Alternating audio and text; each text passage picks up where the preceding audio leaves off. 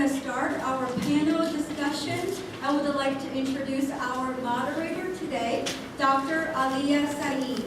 Aliyah Saeed is a personal interest. No, it is not a personal interest, I'm sorry. It's a personal friend. She's a psychiatrist in upstate New York, has held leadership positions in her local faith community. Her writings have appeared in the Salon, Times Union, The Guardian, among other venues. She is regularly invited to speak to academic as well as community audiences on topics related to Islamophobia, bullying, and the violent extremism. So ladies and gentlemen, please join me in welcoming this wonderful lady, Aliyah Saeed. Everybody hears me okay? Yeah. Okay.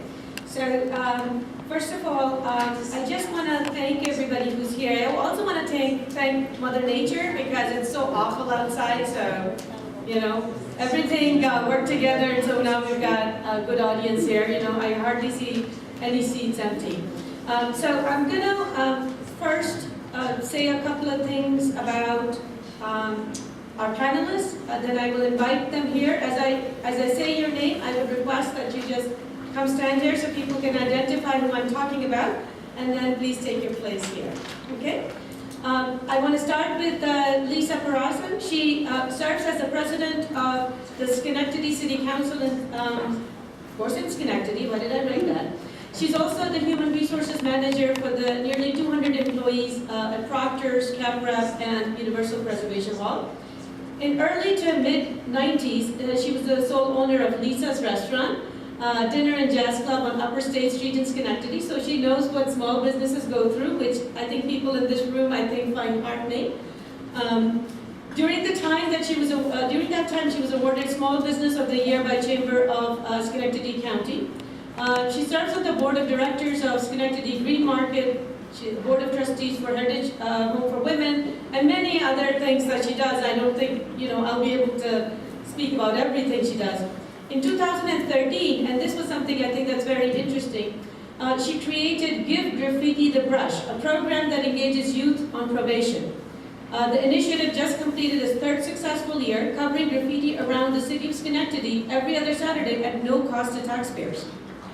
In 2009, Ms. Peraza received a Community Service Award from the NAACP Schenectady chapter. So thank you for joining us. Please come here.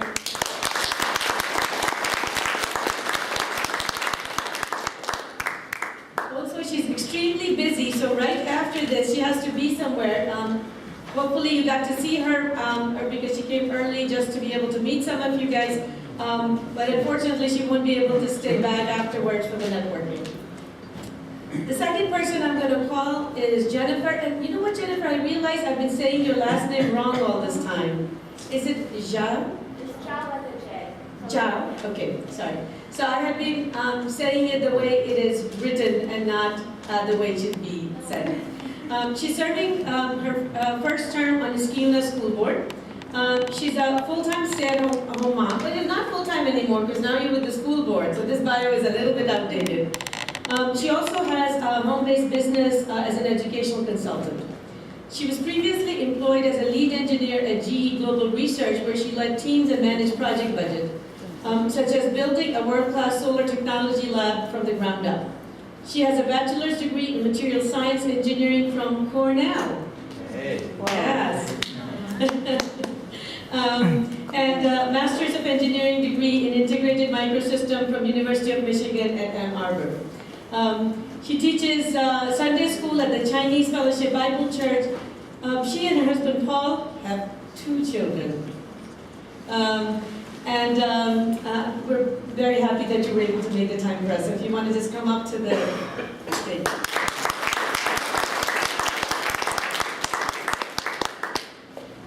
Here's somebody I know kind of superficially here. Umair Khan, please come here. That was obviously, I'm just saying that. This is somebody, he's somebody who I consider a very close personal friend. He serves as a counsel to New York City public advocate Letitia James, where he handles a number of litigation and policy matters, including healthcare technology, telecommunication, energy, and pension. He's currently spearheading an initiative to transform hospital infrastructure and improve the City of New York's resilience to cybersecurity threats. In 2015, the public advocate appointed him as a trustee of the New York City Employees Retirement System. Anybody wants to guess how much money there is in that? Lots of money. 57 billion. All right, it was 56 when I had written this down, so apparently it has grown in the time. He also sits on the audit committee for the City of New York. He has previously worked in the New York State Senate and U.S. House of Representatives. He received his BA in Government and Near Eastern Studies from Cornell and JD from Albany Law School. He's also here with Omar. Do you mind standing up just for a second? They are newly married, everybody. So this is right there. So please come up. So what I'm going to do today is I'm going to start this panel by giving everybody an opportunity. Yeah. All right, I thought you wanted to tell me something. Oh, no. I haven't known it for my time already. I'm going to give an opportunity for the people who are here, who I think we're very honored that all of them made time from very busy schedules. That's another reality about politics. There's no such thing as a weekend off, right? So they made time from their very busy schedule to come here and to be with us to support this very important initiative. So what I'm going to do is I'm going to ask each one of them to speak a little bit. And after that, in the interest of time, I may have some questions, but I will definitely ask people in the audience if they have any questions having to do with what these folks bring to the table today, as well as what you heard earlier. I think Mike had a fabulous presentation. I learned a lot. I certainly didn't know half the things that he said today, so thank you for that. So this is what I plan to do today.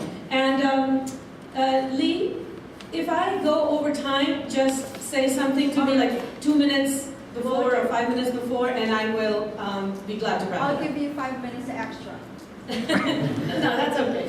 It's okay. Because I know that we also have to make sure that we are in time for our next speaker, who would be Congressman Paul Trump. Whether he's on time or not, we're going to be on time. I just wanted to say a few words before I request my panel members to speak. I want to say that we have come far in the area of civil rights. I mean Americans, and especially in my mind, American minorities. In 1917, 100 years ago, GE workers went on strike because a black machinist was hired.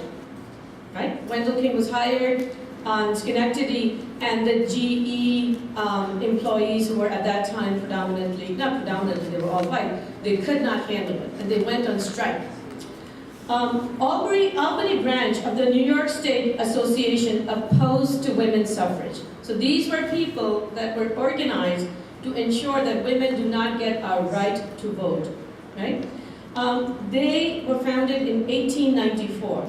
And it was also, again, 100 years ago in 1917, when our ability to vote as women barely passed in Albany. You know, it was, I don't remember the exact numbers, it was like, I think like 51, 49, or 52, 48, something like that. It was a very close tie. So we should not take for granted what we see around us. This comes through years and years of work of people who are no longer with us, but today we benefit from them.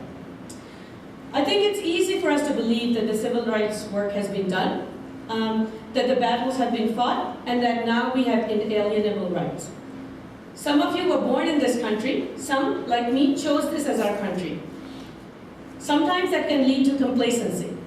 We find ourselves saying that we're all set. But history has taught us time and again that social justice gains are not permanent. And do not fool yourself into thinking that they are. The first people who were killed after the 9/11 attack were Sikh Americans. They were killed as a result of hatred. Now some of you may not say it openly, but some of you may secretly think, well, only if they didn't have that turban and didn't have that big beard, maybe they could have been okay. In other words, if they could pass. The truth is, history has taught us passing or assimilating alone does not give you a free pass. It does not make you safer. I want to remind you, today happens to be a very important day for many reasons. Today there is a march going on for racial justice. Today also happens to be a Jewish holiday as well as a Muslim holiday. I'm going to talk a little bit about something that I've learned from my Jewish friends. I'm sure none of them could be here because of the holiday, but I just want to say something. I wanted to talk about Hungary. So in 1895, in Hungary, the parliament unanimously, not by majority vote, unanimously decided to accept Judaism as equal to Christianity in the eyes of the state. This marked the beginning of what was called the golden age of Jewry in Hungary. Jews constituted 6% of the country's population, and most of them were very assimilated. Some of them even changed their names to more Hungarian-sounding names. But as the country became unstable in the 1920s, and that things began to change. And in 1938 and 39, anti-Jewish laws were passed as Jews became the other who was to be blamed. Does that seem familiar right now? The other who's being blamed? Why do we not have jobs? Because of the other. Why do we have any crime? Because of the other. So we're never too far from that possibility. So these laws, they became the other. And by 1941, they were being rounded up for deportation. By 1942, laws had been promulgated that called for transfer of property from Hungarian Jews. By 1945, Jews in Hungary were no more. And everybody who's aware of history of World War II knows what a horrible end many of them meant. We hear that type of rhetoric today in our own country. It should worry us all. And if you're not worried, I'm worried for you. You know, why is it that you're not worried about this? Because you need to worry. The fact that you're in this room tells me that this is a self-selecting group of people who care. But all around us, we know hundreds of people who are not here today because they think they're all set. And I want you to remember that we're never all set. If you're going to be a minority, you're not all set. Remember, being invisible and being assimilated has never been enough for a minority. I now want to invite our esteemed speaker to take over so we can get away from this dark tone that I just struck. Which one of you is...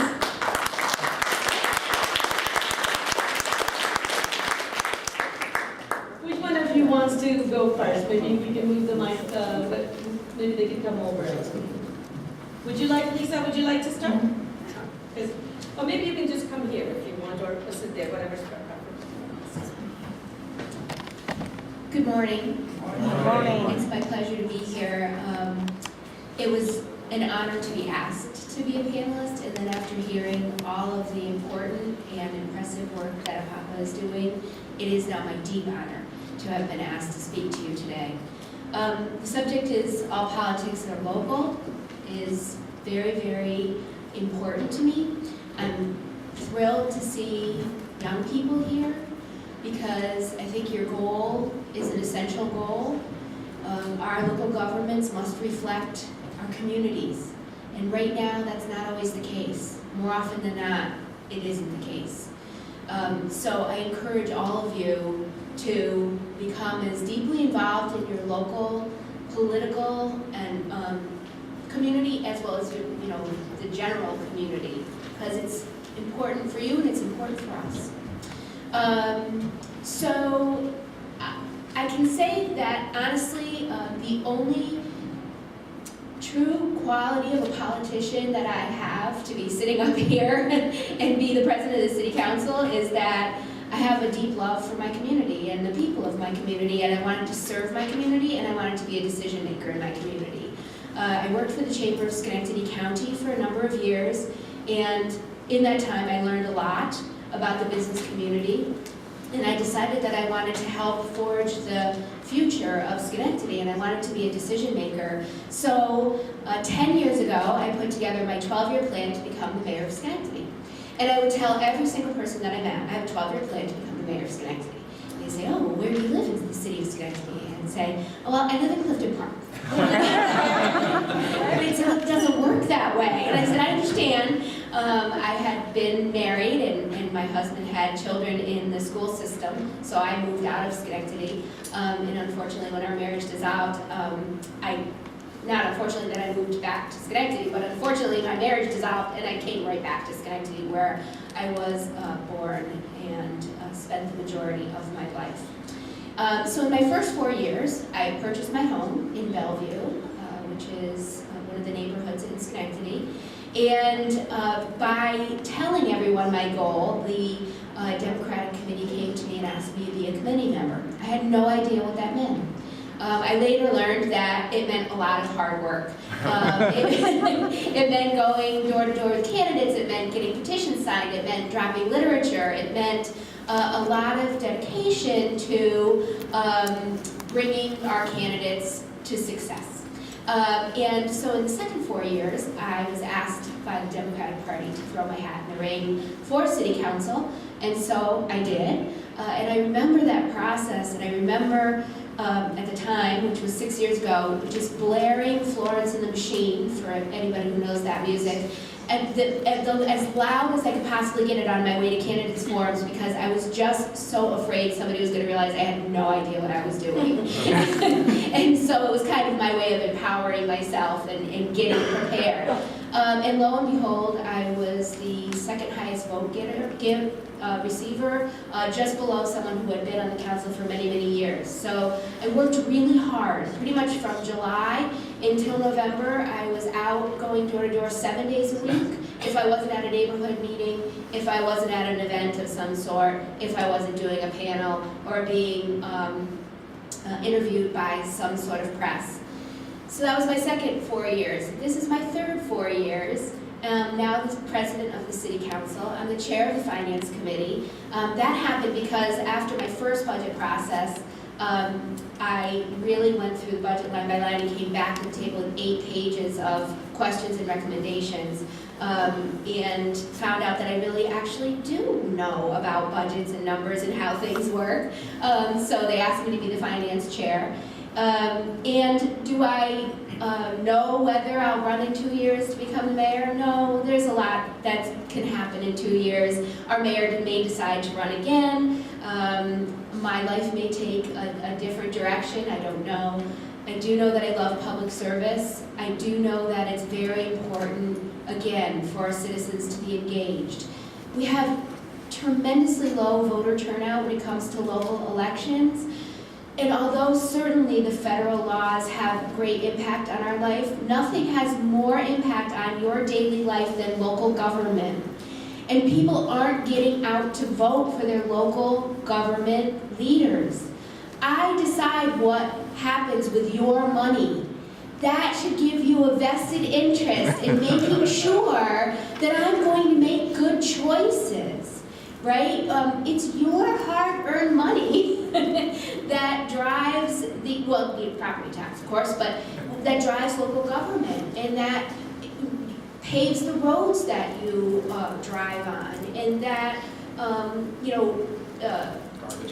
right, and that it staffs the services that are important to you, that keeps your parks nice, that collects your garbage, your recycling, all of those things, those daily things.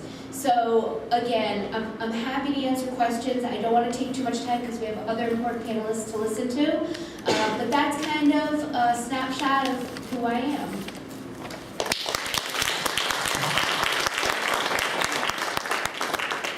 Good morning, everyone. Good morning. How's everyone doing? Great. Yeah. So I haven't been to Albany in a while, and it's good to be back. My name is Umair Khan. I'm counsel to Public Advocate Letitia James. But as Mike had to give a disclaimer, I'm here in my personal capacity, not as her representative right now. So I'm really excited to see so many young people here. HP, I think your dream of having a state senator will come to fruition soon, I think. You've got a lot of folks here. In the Islamic tradition, we say, inshallah, God willing, that we'll have this. So, a couple of things that Lisa was just pointing out. You guys know registration to register to vote is the deadline's October 13th. So there's forms outside, so please make sure you register. And election day is when? November 7th. So don't forget to vote. So I'll give you those quick points. So how did I get involved in government? I was supposed to become a doctor. Shocking, I know, right? And much to the chagrin of my parents, I became a lawyer. But when I was in college at Cornell, 9/11 happened, and I was asked to by one of my professors to go speak about being Muslim out in the hinterlands outside of Ithaca, and I realized something. One was that people, there's sometimes fear of the unknown, and that can lead to people taking certain actions. At that time, there was actually no violence on campus. There was a lot of support, but there had been some incidences in some schools outside of Ithaca. And during my last year of college, I decided I wanted to go to Washington. And after graduation, I still hadn't had a job. The Friday after I graduated, I was at the prayer by the Friday prayer service by my mosque, and the imam invited the assistant special agent in charge of the FBI to speak to our congregation. And he said, we want to become partners, we want to become allies. Meanwhile, the week before, the Inspector General of the Department of Justice had issued a very scathing report on the abuse and detention of people who looked Muslim, had never been charged with any crimes related to terrorism, but were held in a manner that violated their constitutional rights. And so I said this to him, and my father was sitting next to me thinking I was crazy. Because, for my parents' generation, they came to America, they worked hard, they didn't want to rock the boat. The goal was just to provide for your family, to send some money back home to relatives, and just to make sure your kids got a good education and that you move forward. A few short weeks later, I obtained a position with an incredible, incredible man. His picture is actually on a couple of these boards. His name's Mike Honda. Mike Honda is Japanese-American, represented as the 17th Congressional District of California, San Jose, Cupertino. Mike also had the experience of being a young Japanese American in an internment camp in Colorado during World War II. And for someone who, had just graduated, was still trying to figure out his identity, was still trying to figure out, do I want to be Muslim? Do I want to be Asian? Can I just be Umair who cares about certain issues? He helped me understand that you can't walk away from who you are. And especially to you young folks out there right now, sitting here, that's something I really want to impress upon you. You are who you are. And how critical that is that you lend your voice to the decisions and the things that are happening around you, whether it's at school, or it's in your community, or it's in your neighborhood, that your voice matters. And that when decisions are being made, to what Lisa was pointing out, if your voice isn't at the table, then our democracy is making decisions that are not as well informed as they should be, because your thoughts, your concerns are not being represented. And so for me, sometimes, we think about struggles and we think about, where things might be 5 years from now, 10 years from now, where things seem to be unobtainable. The very first assignment I had, and I won't take too much time, I know we have Jennifer here. We want to listen. Oh, Explain. So my very first assignment when I worked for Mike Honda, sitting in the Longworth office building, was to write a letter. He said, what do you want your first task to be? I said, this Inspector General's report really bothered me. It really hit me hard. He goes, well, let's write a letter to the Attorney General. I'm 22 years old. The very first thing I'm doing on behalf of a United States Congressman who represents 700,000 people who was the chair of the Asian caucus on Capitol Hill at the time, was to write a letter to John Ashcroft, President Bush's Attorney General. They wrote back to us a couple of months later. They said, they kind of blew us off. But for me, that was important. 3 years later, I decided to go to law school, and between my second and third year of law school, one of my professors said there's this really interesting case that's going through the federal courts. It started off in the Eastern District of New York. It gone to the Second Circuit, and there's a chance the Supreme Court will accept it. It's a seminal case. I don't know if there's any lawyers in the House. There aren't too many Asian lawyers, but we'll get there. You guys should go to law school. But Parents are listening. And it was a case called Ashcroft v. Iqbal, and it was about the torture, detention, and abuse of a Pakistani-American man who had been detained in New York City after 9/11 on suspicion of terrorism, and he had nothing to do. He was never charged with anything, but he was held for months.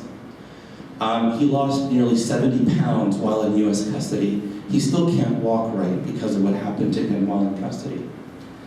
The case ended up going to the Supreme Court, and I had the pleasure of cobbling together some classmates, obtaining funding, and we ended up writing a brief.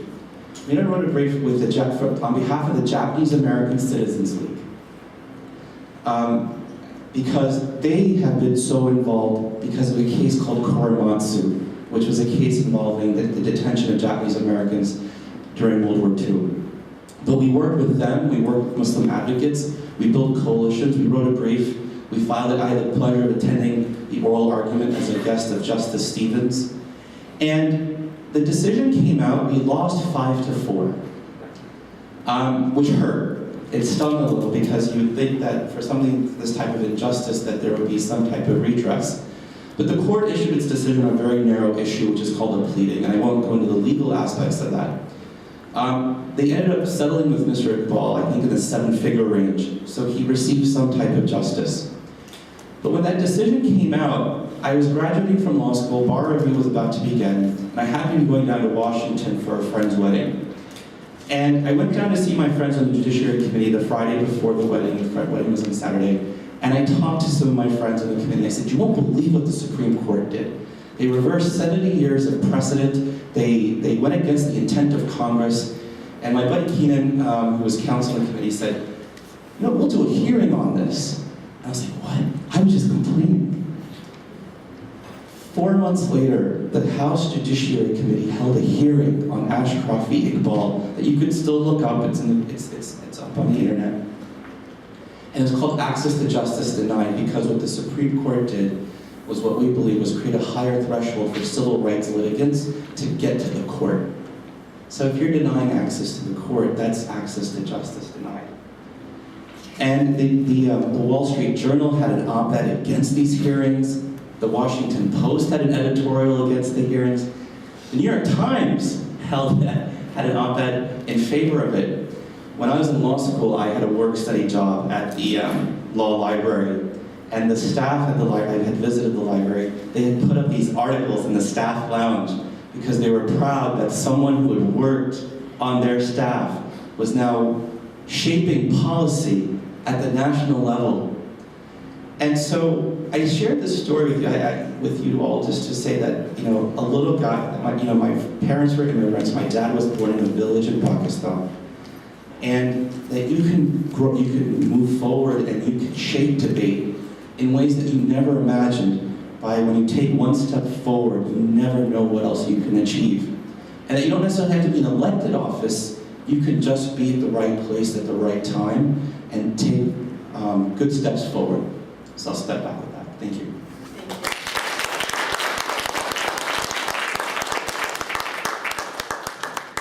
Hi everyone, I'm really honored to be here today. It's really hard act to follow after these two wonderful speakers, but I just wanted to introduce myself a little bit for those who don't know me. So I've been in the area for about 12 years, came here right out of school, and worked for GE, an engineer. And it's really amazing to be where I am today, just because I never imagined that this would be where I would be today. So I think if you're thinking like, oh, I can never go into politics or I can never, run for office. Just don't close that door because you just never know where life leads you and how things can change. So after I had a couple of kids and worked at GE for a while, and I really got more interested into education. And we're just looking at all the different school choices, right? And as Asians, I think we all care a lot about our kids and about their education. And for me, it was like, there's no perfect school, right? Like, there's no perfect teacher. We're like, okay, I want it to be perfect, but it can't be. So my little my small way of trying to help my kids, but also help other kids in the area was to learn more about the school. And again, like I kind of felt like I really resonate with what you were saying, Lisa, like during that election period. It's like, who am I? Like what do I know? And who do I know? Who do I know? How do I even get started? How am I qualified? My older son, he's 6 years old, he's in 1st grade right now. But when I was running, he was in kindergarten. So we literally had no experience in the schools. People were like, oh, like, are you on the PTO? Like, usually you're the PTO president, and then you might think about doing more things with the school, and then there's this whole long process. People have like a 10-year plan or like a 12-year plan. I'm like, I don't really, I like to plan, but sometimes life happens, and we don't really have to, I guess, like, wait. So my thinking was like, okay, I looked at the website, and on the Niskayuna website, and they're like big words. I was actually looking there because I was looking for, is there like a part-time teaching position, or is there like some volunteer things I could do? And then there was this big letter saying like, okay, we're looking for school board people to come out and elect, and elections this day, and here's the PDF file, you can open it and see what it takes to be a school board member. So I clicked on it, and I found, it's like, oh, interesting, it looks interesting, and I looked at like, how do you actually, like, what's the process? And at the time, I think it was, I might get the numbers wrong, but I think it's 2% of the vote from last year. So 2% of however many people voted the last election. So I think the last election was like 2,000 people. So 2% was something like 40 people. I think it was 36 to be exact or something. So you needed that many signatures on a petition to get on the ballot. And I was like, 36 signatures? That's pretty easy. I could just ask my friends, like this. It doesn't seem like it's that hard. And in terms of the job, I was interested in some of the aspects. Like one is shaping the education policy, and to me, that's kind of where all the decisions are made.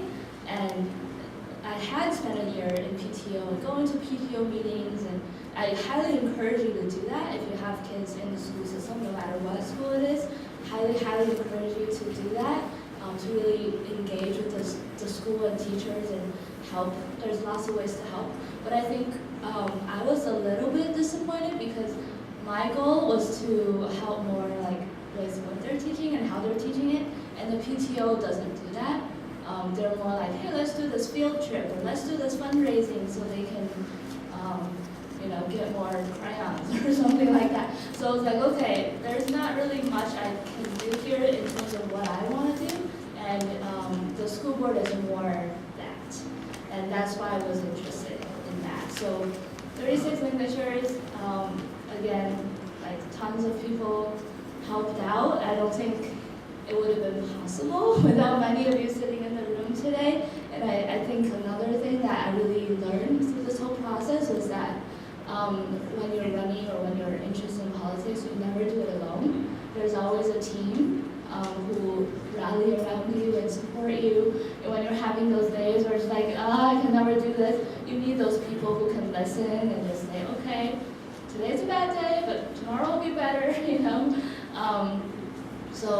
And it really gave me the opportunity to meet wonderful people like Leah and many leaders in the community. And through the process, I think I went from, I have no idea what I'm doing, to these people have a lot of needs, and how can I get their voice out there? And it's not so much like, do I have the capability to do things? And even in a school board, there are 7 people, and depending on how large the school district is, in our district, there's 7 people, and we never make any decisions as a 1 or 2 person thing. It's always the whole board has to pretty much come to consensus. I mean, yeah, you can vote 4-3 on something, but we try to come to consensus as much as we can.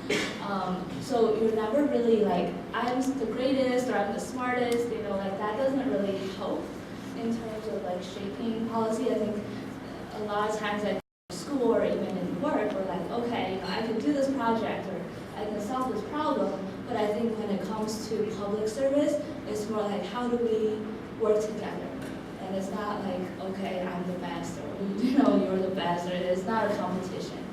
So I think I realized more that it's less about my experience and my capabilities.